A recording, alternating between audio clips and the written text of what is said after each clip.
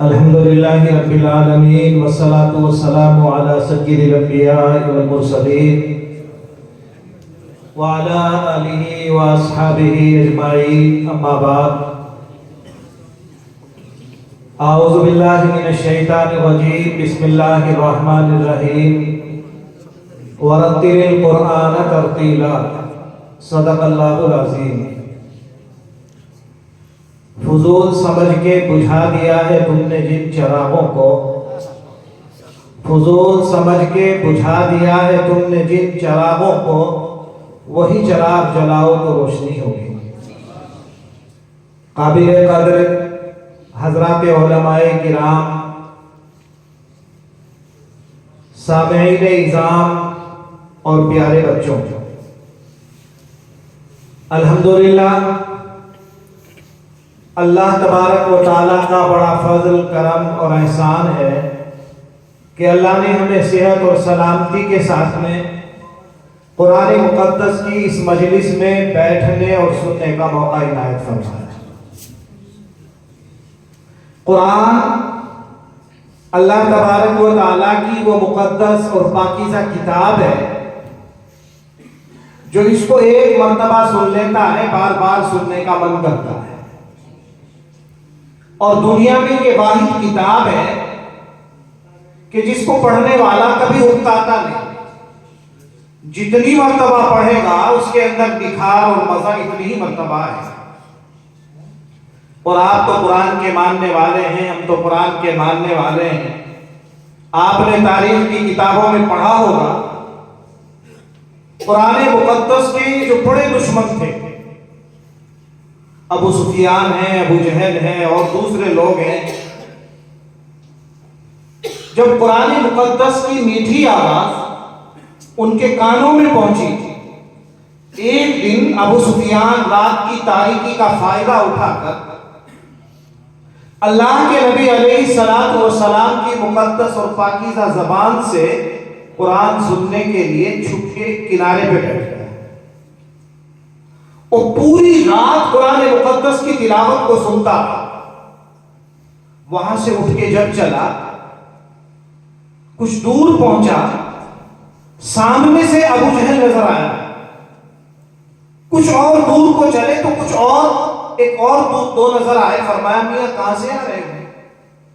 تم تو لوگوں کو منع کرتے ہو کہ قرآن کریم سے دور رہو، قرآن کو نہ سنو، قرآن سے تعلق قائم نہ کرو، اور پھر تم قرآن کی مجلس میں آ رہے ہو۔ تینوں نے وعدہ کیا کہ چلو آج تو جو کچھ ہونا تھا ہو گیا، آئندہ نہیں آئے گا۔ ابو جہل نے دل میں یہ خیال کیا کہ وعدہ پکا ہو چکا ہے، ابو سفیان نہیں آئیں گے، اس لیے آج تو چلا جائے۔ ادھر ابو سفیان بھی دل میں یہ خیال کر رہے ہیں کہ آج تو ابو جہل کا وعدہ پکا ہے، وہ نہیں آئے گا۔ وہ آہستہ سے وہ بھی جا کے بیٹھ گئے۔ پھر وہاں سے جب چلے تو تینوں کی پھر ملاقات ہو گئی۔ تین تھے، کمیاں کل کیا تھا؟ اگر آپ کی اور ہماری یہی کیفیت رہی، قرآن کو ہم نے اور آپ نے سننا نہ چھوڑا، تو یاد رکھیے پھر عوام کا کیا ہوگا؟ کہنے لگے اچھا آج بالکل پکا اور سچا وعدہ کر کے یہاں سے نکلتے، تیسرے دن پھر تینوں وہیں کھڑے۔ قرآن مقدس کے اندر اللہ تبارک و تعالیٰ نے وہ تاثیر رکھی ہے۔ میں نے عشاء کی نماز کے بعد سے اب تک سب بچوں کا سنا، قاریوں کا سنا، آپ نے بھی سنا۔ یقین جانیے قلوب کو متاثر قرآن کریم کی تلاوت کرتے تھے، ایک اچھا خاصا اثر آپ کی طبیعت کے اوپر ہوگا، اور کیوں نہ ہو۔ اللہ کے نبی اور اللہ کا فرمان ہے القرآن احب الی اللہ من السماوات ومن فیہ۔ ساری زمین، سارے آسمان، زمین اور آسمان کے درمیان میں جتنی چیزیں ہیں ان سب سے زیادہ محبوب اگر اللہ کے نزدیک کوئی ہے تو وہ قرآن ہے۔ جانتے ہو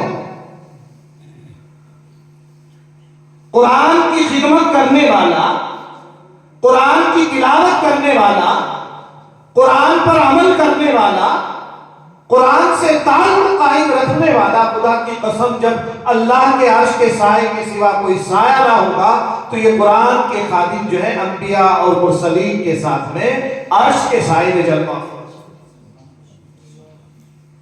قابل مبارکباد ہیں آپ تمام حضرات جنہوں نے قرآن مقدس کی اس مجلس میں شرکت کی۔ اللہ ہم سب کی طرف سے آپ سب کو جزائے خیر عطا فرمائے۔ جانتے ہو قرآن، اللہ کے نبی علیہ السلام نے ابو ہریرہ کو بلایا، ابو ہریرہ ادھر آؤ، میں تمہیں 3 چیزیں بتا رہا ہوں، ان پہ عمل کرو۔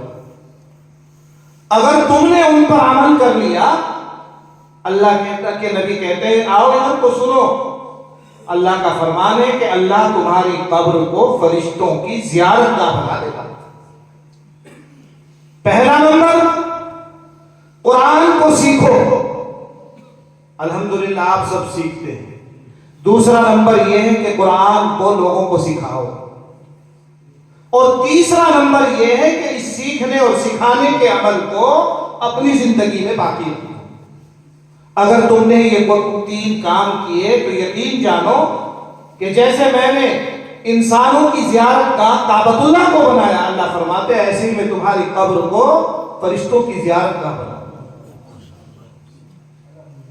جب دیکھو ابرہہ لشکر لے کے آیا، کعبۃ اللہ کو منہدم کرنے کا ارادہ کر لیا کہ اس کی اینٹ سے اینٹ بجانی ہے۔